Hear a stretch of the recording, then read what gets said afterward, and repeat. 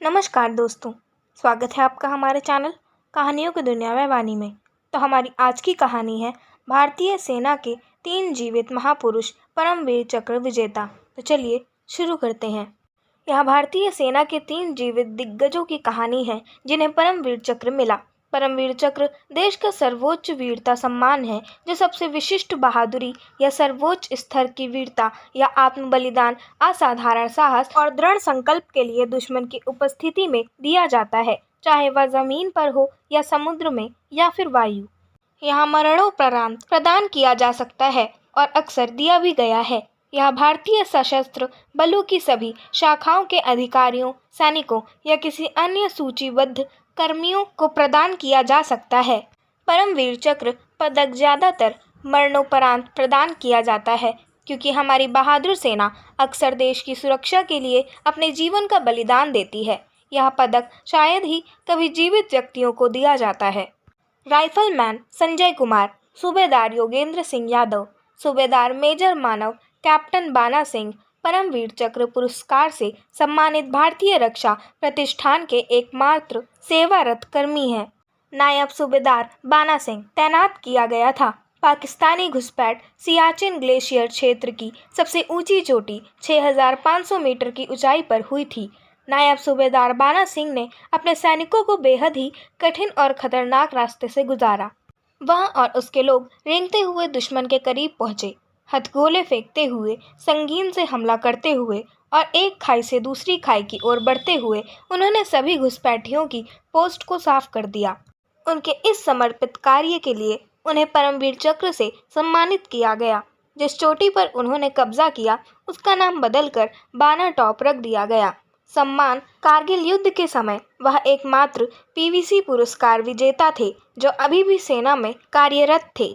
Grenadier Yogendra Singh Yadav, 18 grenadiers battalion के grenadier Yogendra Singh Yadav को कारगिल युद्ध के दौरान 4 जुलाई 1999 की सुबह अपने घातक कमांडो प्लाटून के साथ टाइगर हिल पर 3 रणनीतिक बंकरों पर कब्जा करने का काम सौंपा गया था। दृष्टिकोण एक ऊर्ध्वाधर चट्टान का चेहरा था जो 16,500 फीट की ऊंचाई पर बर्फ से ढका हुआ था। ग्रेनेडियर यादव, जिन्होंने स्वेच्छा से हमले का नेतृत्व किया था, चट्टान पर चढ़ रहे थे और फीचर पर आगे के हमले के लिए रस्सियों को ठीक कर रहे थे। आधे रास्ते में एक दुश्मन बंकर ने मशीन गन और रॉकेट फायर शुरू कर दिए। उनके प्लाटून कमांडर और 2 अन्य लोग भारी गोलीबारी की चपेट में आ गए। स्थिति को समझते हुए कमर और कंधे में 3 गोलियां लगने के बावजूद वह शेष 60 फीट ऊपर चढ़ गए और शीर्ष पर पहुंच गए। वह रेंगते हुए बंकर तक पहुंचे और ग्रेनेड फेंका जिसमें 4 पाकिस्तानी सैनिक मारे गए। अपने इस कार्य से वह बाकी पलटन को आसानी से चट्टान पर चढ़ने की अनुमति देता है। गंभीर रूप से घायल होने के बाद भी व्यक्तिगत सुरक्षा की परवाह न करते हुए ग्रेनेडियर यादव अब दूसरे बंकर पर चले गए। 7 लोग इस कार्य के लिए ऊपर गए। केवल ग्रेनेडियर योगेंद्र सिंह यादव 15 गोलियों के घावों, 2 हथगोले के घावों और टेंडन से लटकते एक हाथ के साथ वापस आए। त्वचा शरीर के घाव जिन्हें ठीक होने में अस्पताल में 16 महीने लग गए और दुश्मनों की अगली कार्य योजना अपने कमांडिंग ऑफिसर को बता दी। Rifleman Sanjay Kumar, 13 JAK rifles के राइफलमैन संजय कुमार उस टीम के अग्रणी स्काउट थे जिसे 4 जुलाई 1999 को पाकिस्तानी समर्थित उग्रवादियों के कब्जे वाले एरिया फ्लैट टॉप पर कब्जा करने का काम सौंपा गया था।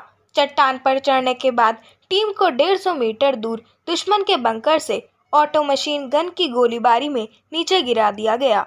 चट्टान पर चढ़ने के बाद टीम को 150 मीटर दूर दुश्मन के बंकर से ऑटो मशीन गन की गोलीबारी में नीचे गिरा दिया गया। राइफलमैन कुमार ने समस्या की भयावहता और एरिया फ्लैट टॉप पर कब्जा करने में इस बंकर के हानिकारक प्रभाव को महसूस करते हुए असाधारण प्रदर्शन किया। साहस, व्यक्तिगत सुरक्षा की चिंता किए बिना वह किनारे पर अकेले रेंगता रहा और स्वचालित गोलाबारी के बीच दुश्मन के बंकर की ओर बढ़ गया। लगभग तुरंत ही उसके सीने और बाह में 2 गोलियां लग गईं। गोलियों के घाव से अत्यधिक खून बहते हुए उन्होंने बंकर की ओर आक्रमण जारी रखा। बेझिझक फिर उसने दुश्मन की मशीन गन उठाई और दुश्मन के दूसरे बंकर की ओर बढ़ गया। उनके द्वारा शत्रु के 3 सैनिक पूरी तरह आश्चर्यचकित होकर मौके पर ही मारे गए। उनके साहसी कृत्य से प्रेरित होकर पलटन के बाकी सदस्यों ने भावनात्मक रूप से आवेशित होकर फीचर पर हमला किया और एरिया फ्लैट टॉप पर कब्जा कर लिया। आशा करती हूँ आपको हमारी आज की कहानी पसंद आई होगी। अगर आपको हमारी आज की कहानी पसंद आई हो तो हमारे चैनल को सब्सक्राइब करें, वीडियो को लाइक करें और बेल आइकन दबाना ना भूलें। और हमें कमेंट कर ज़रूर बताएं कि आपको कैसी कहानियाँ पसंद हैं। हम वैसी ही कहानियाँ आपके लिए लाते रहेंगे। धन्यवाद।